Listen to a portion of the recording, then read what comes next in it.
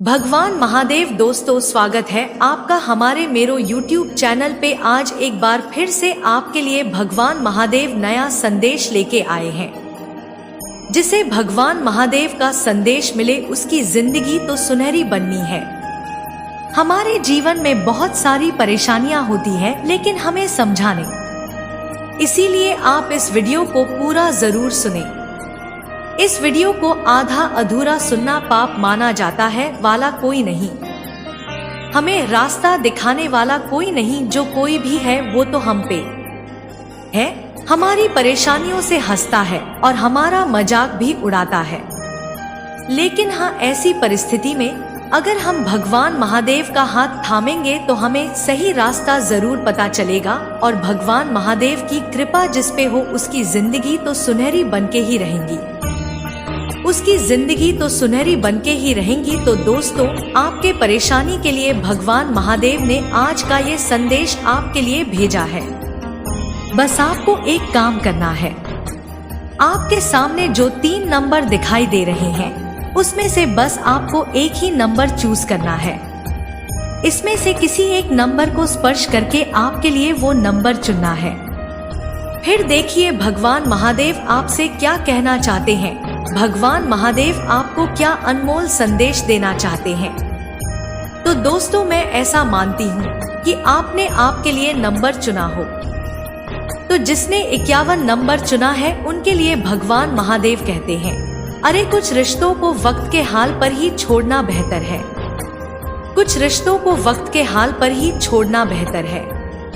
आखिर वक्त ही बताएगा उन्हें संभाल कर रखना है या फिर अधूरा छोड़ना है। ये कलयुग ऐसा ही है, ये कलयुग ऐसा ही है। यहाँ के लोग खुद की परेशानी से कम और दूसरों की खुशी से ज्यादा दुखी होते हैं। अच्छा जरूर होना चाहिए, जिंदगी में अच्छा इंसान जरूर बनना चाहिए, लेकिन हर किसी के सामने साबित करने की कोशिश कभी न करें, क्योंकि जो अपना है उसे सफाई देने की जरूरत ही नहीं पड़ती। जो अपना है उसे सफाई देने की जरूरत ही नहीं पड़ती, और हर बार जिसे सफाई देने की जरूरत पड़े वो कभी अपना हो ही नहीं सकता। वो कभी अपना हो ही नहीं सकता। भगवान महादेव कहते हैं, अरे मूर्खों से बहस करने वाला व्यक्ति बुद्धिमान नहीं है। मूर्खों से बहस करने वाला व्यक्ति बुद्धिमान नहीं है। इसलिए मूर्खों पर ध्यान देने के अलावा अगर अपने काम में ध्यान दिया तो जिंदगी संवर जाएगी, जिंदगी संवर जाएगी। इस कलयुग में लोग आपकी कदर तब करते हैं जब आपकी उन्हें जरूरत होती है। जीवन में अक्सर धोखा और दर्द तो अपने ही करीबी लोगों से मिलता है, वरना अनजान लोग तो जरा सा धक्का लगने पर भी सॉरी बोल देते हैं। जरा सा धक्का लगने पर भी सॉरी बोल देते हैं। हर एक खुश रहना है तो अपने आप को खुश रखना सीखो, नहीं तो दुखी और उदास होना आपकी आदत कब बन जाएगी तो आपको पता भी नहीं चलेगा। ये तो आपको पता भी नहीं चलेगा। दुनिया में जिन्हें आपके दर्द का एहसास ही नहीं है, उनसे शिकायत करना बिल्कुल बेकार है। अरे जिन्हें आपके दर्द का एहसास ही नहीं है, उनसे शिकायत करना बिल्कुल बेकार है। इसीलिए मैं आपके साथ हमेशा हूँ। आपका ये भगवान महादेव आपका साथ हमेशा देगा। बस मेरी और देखिए और मुझ पे भरोसा कीजिए। मैं सदैव आपके लिए ही खड़ा हूँ, सदैव आपके लिए ही खड़ा हूँ। अभी जिन्होंने आगे का नंबर यानी कि 21 नंबर को चुना है, उनके लिए भगवान महादेव क्या कहते हैं ये जानते हैं। भगवान महादेव कहते हैं कि लोग नजरअंदाज तभी करने लगते हैं जब उन्हें आपसे बेहतर मिल जाता है, या फिर वो आपसे बेहतर इंसान को ढूंढने की कोशिश में होते हैं। अरे इतना मत बोलिए कि हर कोई आपके चुप होने का इंतजार करे। इतना मत बोलिए कि हर कोई आपके चुप होने का इंतजार करे, बल्कि इतना बोलकर चुप हो जाइए कि लोग आपको दोबारा सुनने का इंतजार करें। लोग आपको दोबारा सुनने का इंतजार करें। यहाँ पे खूबियाँ देखकर तो हर कोई प्यार करेगा, खूबियाँ देख के तो हर कोई प्यार करेगा, नजदीक आना चाहेगा, लेकिन हृदय में स्थान केवल उसे दो जो कमियाँ देखकर भी आपके साथ रहना चाहेगा। कमियां देखकर भी आपके साथ रहना चाहिए। आजकल जरूरत से ज्यादा अच्छा होना भी ज्यादा जलील कर देता है। अरे इस दुनिया में जरूरत से ज्यादा अच्छा होना भी जरूरत से ज्यादा जलील कर देता है। जिंदगी में उसे कभी भी नजरअंदाज मत करो जो तुम्हारी बहुत परवाह करता है, जो तुम्हारी बहुत परवाह करता है, वरना एक दिन तुम्हें ये भी एहसास हो जाएगा कि पत्थर जमा करने के चक्कर में तुमने अनमोल रत्न को ही खो दिया। पत्थर जमा करने के चक्कर में तुमने अनमोल रत्न को ही खो दिया।